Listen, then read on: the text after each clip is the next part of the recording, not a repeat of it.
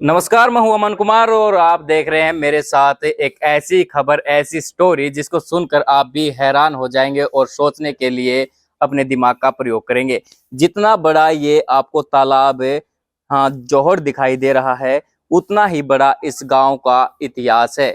इस गांव के इतिहास में ऐसी ऐसी बातें आई हैं कि आप हैरान रह जाएंगे। फिलहाल उस समाधि पर खड़े हैं जिसने गांव नाथुवास के लोगों का भला किया।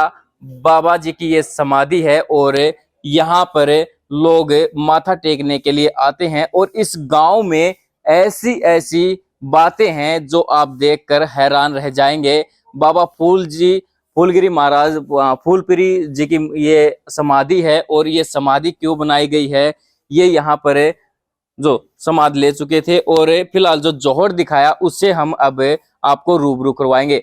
ये जौहर पर जो भैंस चराने के लिए ताई बैठी है, छोटी गुड़िया बैठी हैं और अंकल लोग भी यहाँ पर मौजूद हैं। इस गांव का इतिहास आज आपको बताने जा रहे हैं। गांव नाथुवास, जिला भिवानी, हरियाणा राज्य, भारत का एक ऐसा गांव जहां पर दूध का व्यापार नहीं किया जाता। अगर दूध का व्यापार होता है तो भारी नुकसान उठाना पड़ता है। सबसे पहले हम बात करेंगे, यहाँ पर सरपंच जी हैं। सरपंच जी, गांव का इतिहास लोग जानते हैं, कोई नहीं जानता, लेकिन युवा पीढ़ी आज के दौर पर गांव से वंचित है।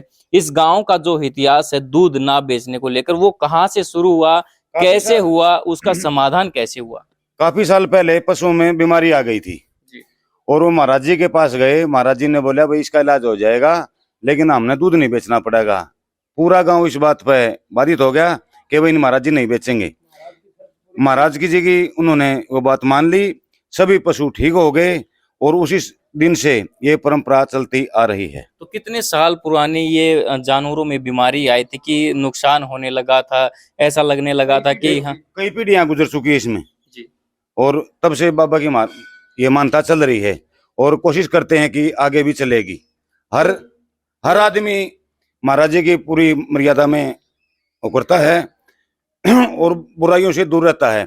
अगर कोई भी व्यक्ति किसी प्रकार की बुराई में आता है तो पूरा गांव उसकी बुराई को छुड़वा देता है। तो अगर कोई दूध बेचने का प्रयास करे या फिर जिसने दूध बेचा हो, उसको क्या नुकसान होता है? उसके पशुओं में बीमारी आ जाती है।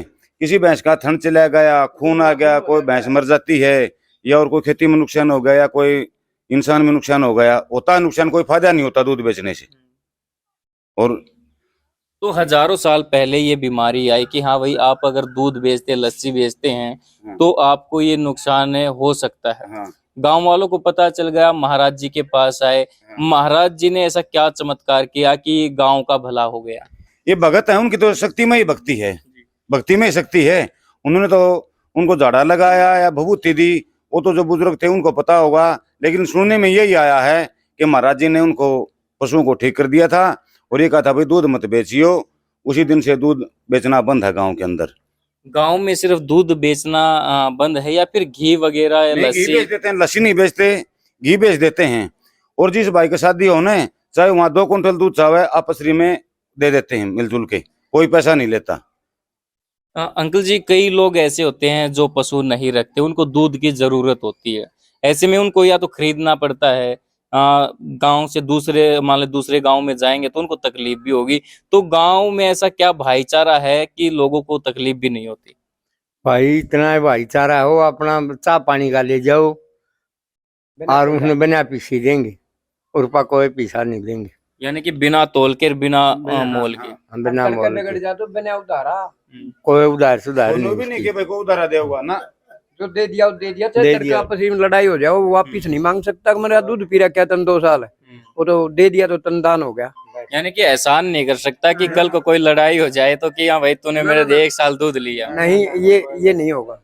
उसको ये जवाब दे नहीं सकता कि मेरा तन दूध पी रखा है, तेरी इच्छा थी तो तन दे दिया। तो कई लोगों का मन किया होगा कि भाई दूध को बेच दें, व्यापार कर लें, क्योंकि जानवर एक ऐसा है जिससे आमदनी भी होती है, घर का खर्च भी निकलता है और जो बच्चे हैं वो दूध पीकर बड़े भी होते हैं। एक आधा आदमी ने प्रयास कराया तो उसको बाबा ने सबक सिखा दिया। दूध का डाकड़ा लेगा कौन? वो लाल हो जाए, दूध का खून बन जाता है। अच्छा। तो फिर उन्हें लेगा कौन? प्रयास अपने आप बंद हो जाए, दूध बिकना बंद। तो ऐसे लोग भी हैं जिन्होंने बेचने का प्रयास किया हो दूध को? देखो पर या तो पर्दा है इसमें किसी ने कराया है तो उसका नुकसान हुआ हमने भुगत्या है। मतलब ऐसा जो एक आधा किसी ने कोशिश करी है कि भाई गांव में नहीं बिकता, शहर में जाई डेयरी कर ले, वो अपनी भैंस खराब करके वापिस गांव में अपने हाथ जोड़ के बाबा अपने फिर ये तो गांव वालों की श्रद्धा हो गई कि हाँ बाबा जी में विश्वास है, वो गांव का हाँ। भला कर रहे हैं। कुछ लोग बाहर के भी हैं या फिर जो दूसरे लोग वीडियो देखते हैं, वो किसी न किसी से ये कहते हैं कि ये पाखंड है या फिर ऐसा कुछ नहीं है। ले उनकी वो तो इच्छा है, वो पाखंड बताओ चाहे कुछ है, हमारे गांव में तो पाखंड नहीं है ना। हमारा हम तो मतलब अपनी ये बाबा के सच्ची घटना, मतलब लोगों हमारे को लिए तो इससे- सच्ची घटना है। अगर आज कोई व्यक्ति ऐसा करता तो उसका क्या अंजाम होता है? आज करता है तो उसका भाईचारा है, उसको हिंदी में समझा दे, नहीं समझाओ तो बाबा समझा दे है। अगर भाईचारे से नहीं माने तो बाबा समझा देता, उसकी भैंस में बीमारी आ जाएगी। जी। पत्रकार महोदय ये कहते हैं ना कि भाई ये पाखंड है, दूध बेचते हैं, झूठ बोलते हैं। मैं सरपंच विजय पहलवान, मोबाइल नंबर है मेरा 98 136 13 575। उनको हमारे सामने ला देना, हम उनका पूरा पिट्टा भर देंगे इस बात का। अगर इसमें 1% ही फर्क पा जाए उसको मुंह मंगा इनाम देवांगे, अगर कोई भी साबित कर दे कि बिना अथवा में दूध बेचे हैं। तो सरपंच साहब लगभग कितने इस गांव की आबादी है, कितने यहाँ पर पशु रखे जाते हैं? काफी पशुओं जी, लगभग हर घर में पशु है। और ये 800 मकान के लगभग गांव में मकान, 800 मकान हैं और 36 बिरादरी इस गांव में मौजूद है। कोई भी आदमी दूध नहीं बेचता। तो यहाँ पर देख सकते हैं कि जोड़ के साथ ही पूरा मंदिर है, डेरा है और अच्छा मंदिर है बनाया हुआ, साफ सफाई भी काफी अच्छी है। और महाराज जी से भी बात करेंगे, अंकल जी से बात कर लेते हैं। अंकल जी कितनी उम्र होगी आपकी?